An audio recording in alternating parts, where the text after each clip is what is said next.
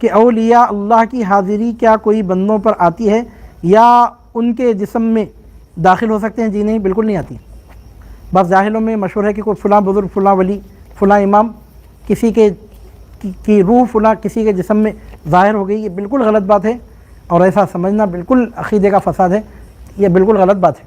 اور بات نکلی ہے تو میں آپ کے سامنے عرض کر رہا ہوں کہ یہ جو حاضری ہوتی ہے نا، کسی کی روح کسی کے جسم میں داخل نہیں ہوتی، جس کو تناسخ یا آواگمن کہتے ہیں۔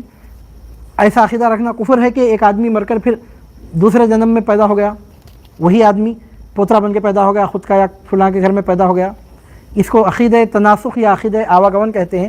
یہ بات دیگر مذاہب میں ہے کہ آدمی اپنی پہلی زندگی میں جیسے عمل کرے گا، اس کے بعد کے جنم میں اس کو ویسی شکل ملے گی۔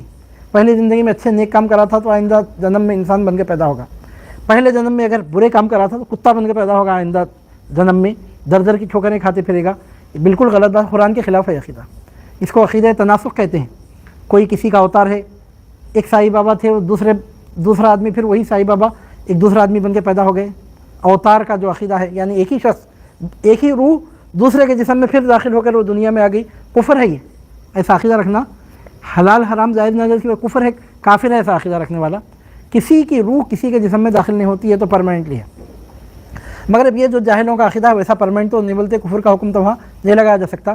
وہ لوگ یہ سمجھتے ہیں کہ تھوڑی دیر کے لیے فلاں بزرگ، فلاں امام، فلاں ولی کی ان پر حاضری ہے، مطلب اب یہ جو بول رہے ہیں گویا وہ ولی بول رہے ہیں۔ یہ جو سوال کیا جا رہا ہے اس کا جواب وہ بزرگ دے رہے ہیں، بالکل غلط بات ہے، اس طرح بزرگوں کی حاضری نہیں ہوتی۔ البتہ شیاطین اس طرح حاضر ہوتے ہیں، یہ صحیح بات ہے، یا پھر اجنہ حاضر ہوتے ہیں، بد جن ہوں یا پاک جن ہوں، اجنہ حاضر ہوتے ہیں، کوئی بزرگ، کوئی ولی، کوئی امام، کوئی نبی، کوئی پیغمبر اس طرح حاضر نہیں ہوتے۔ اور اجنہ کی بھی جو حاضری ہوتی ہے، جن بھی کسی کے جسم میں اتر کے نہیں جاتا، جسم میں اترتا نہیں، بس اس کے جسم کو وقتی طور پر کنٹرول میں لے لیتا ہے، اس کا جسم مس کرتا ہے اس سے، اس کی روح اس کے جسم میں باقی رہتی ہے۔ اگر اس آدمی کی روح اس کے جسم سے نکل جائے تو موت ہو جاتی ہے اس کی۔ اگر حاضری آئے وقت اگر اس کی روح نکل گئی، انہیں داخل ہوا تو انہیں مر جاتا، تو روح کسی کی نکلتی نہیں، اس کی روح اس کے جسم ہی میں ہے۔ البتہ اتنا ہے کہ شیطان یا جن اس کے جسم کو مس کرتا ہے، جسم کو مس کرنے کی وجہ سے اب اس کے جسم میں شیطان کے جسم کی بعض تاثرات پائی جاتی ہیں۔ مثال کے طور پر زور سے جا کر وہ سر دیوار سے مار رہا ہے لیکن سر پھٹتا نہیں ہے، جب حاضری آتی ہے جنہ کی ہم دیکھتے ہیں، عام آدمی اگر ایسا زور سے سر لے جا کر دیوار پر مارا تو سر کھل جاتا، اس کا موت واقع ہو جاتی۔ انہیں 10-10 20-20 مرتبہ پچھاڑے کھاتا ہوا سر مار رہا ہے، کچھ بھی نہیں ہو رہا۔